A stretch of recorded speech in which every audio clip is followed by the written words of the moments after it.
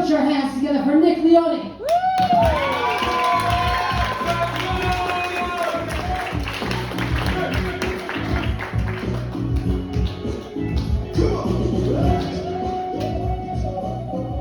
You guys having fun? Yeah, me too. I love you too. Thank you. Thank you for sharing your heart with me tonight. Now, let me get my notes just in case. I know I'm end up like the rest of these guys. Here we go. All right, so I turned 43 recently. Thank you. And there's some stuff you need to start checking out when you're 43, apparently. One of those is testosterone.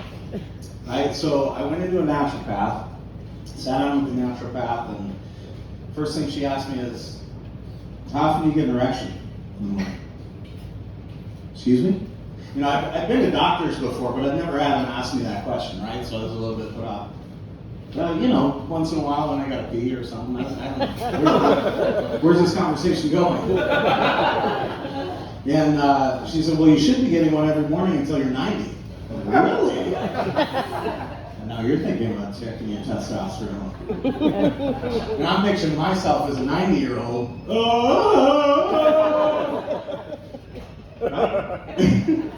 That's fantastic. I'm hopeful that at 90 I'll have an erection in the morning. That'd be fantastic. But it has been very convenient taking testosterone. There's a lot of, good health things about it and everything else, but the most convenient thing around our house is now I get up in the morning, I'm able to direct traffic, man. Get to breakfast, get to the car, get to school, kids. It also is fantastic because I snore at night and my wife tells me to roll over. Now I got a kickstand, so I don't roll over. One of the downsides, though, is that you get hairier if you take too much, especially you ladies, right? Now I know what happened to those lunch ladies in elementary school. And I've definitely gotten hairier, but not in the areas that I need to. But yeah, my son was asking me the other day as he was shaving my back, Dad, will I be as hairy as you someday? And I said, for your sake, son, I hope so.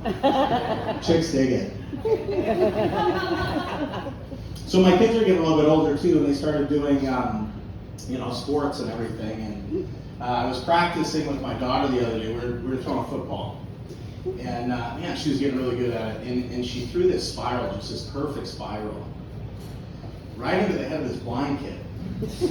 And the poor thing is, she didn't even see it coming. Like, I know. Hey, what do you say in that situation? Like, heads up? Keep your eye on the ball? You can laugh at that. It's okay. We're in a comedy place. The blind girl laughed at it too. So since football didn't work out very well, we actually started doing cross country together. And I volunteered to run cross country with my daughter. And, because I thought, we could do this. There's really only 2 rules in cross country. Keep moving and don't die. That's about it, especially in Arizona. Right? And there's another piece, too, that I don't know if you know this about cross country, but there's something called runner's trot. Have you ever heard of this? Yeah, when you go hiking, look out for this. Runner's trot is apparently when a cross country runner needs to drop a deuce on the trail.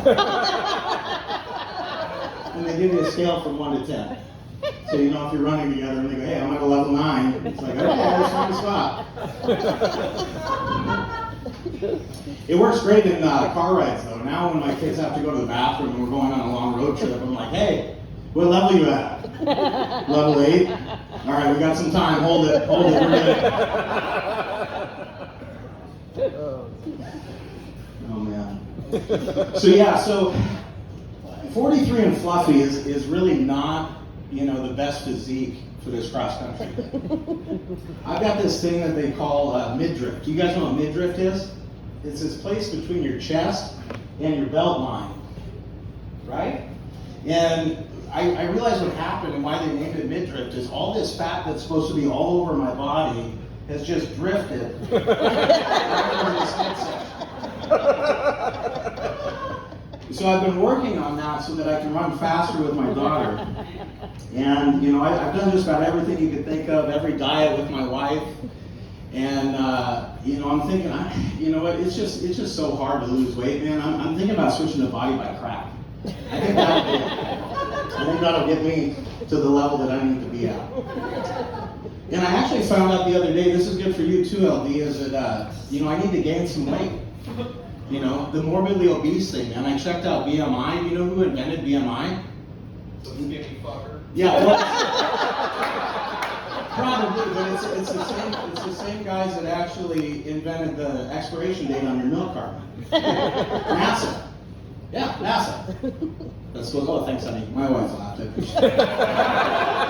But here's the thing: is LD and I are actually underweight for 9-foot tall men.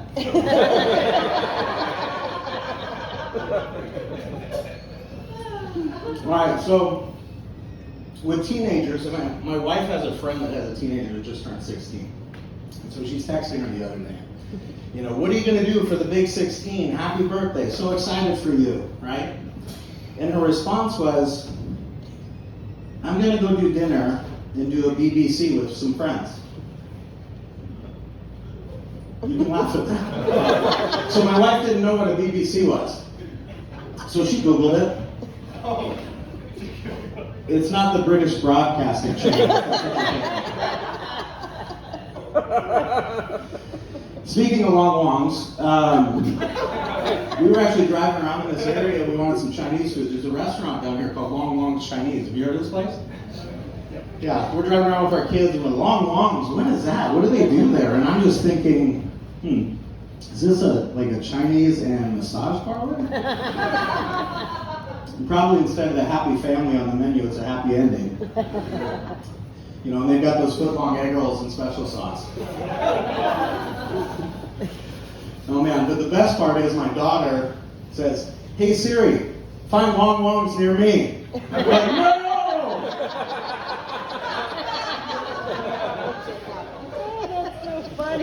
Communication is tough though, right? Like, I love that Apple came up with this new invention. You guys have it on your text called undo send. Wouldn't that be fantastic in conversations? Like when you're in that position and you see that gal and she's maybe a little bit overweight or pregnant and you're not really sure and you ask that question, what do? Undo send. Undo send. Right? Or when, you're talking with your wife and you're really acting like a bitch right now. Undo send. Come outside, boys. Or when is your mom coming to visit again? Wasn't she just here? The other thing that I've noticed with our communication is, Molly was always talking to me and saying, man, you're always talking about sex. You always want sex. It's all about sex. I'm like, I really don't think so. I think what's happening is a lot of the things that I say, and Ever, you can attest to this, are very slow and low. If you say, that's right. My buddy Ever. He's a stunt double for Barry White. But anyway, but saying things like even chores sound sexy if you say them slow and low. I'll give you an example. Cleaning the toilet. I'll clean your toilet. I'm trying to be sexy, baby. I'm just talking. Right? Take out the trash. Well, I'll take out your trash.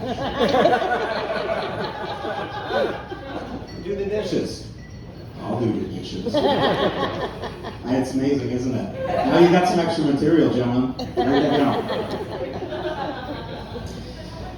Yeah, the other thing that my wife's gotten really good at is just, one of the things that she says, and maybe you have some friends like this, that say, answer your questions with a yes and no. Did you have a good day today? Oh, yes and no. I'm just thinking, well, what is it? Is it yes or is it no? And, like for instance, are you guys having a good time tonight? Yes and no. That's right, yes and no. But there's some times when you don't want to answer a question that way, right? Like, honey, does this make me look fat? Oh, yes and no. And doctor, do I have cancer? Yes and no. Oh my goodness. The other thing, Labor Day is coming up. I love holidays. And one of the things was I love getting that time off work. My boss is here tonight actually, so Give it up for Nora. Thanks for coming out. Thanks for your support. And thank all of you guys for supporting comedy. Appreciate that. But I wanted to get more days off. And so I figured it out with everybody. Oh gosh.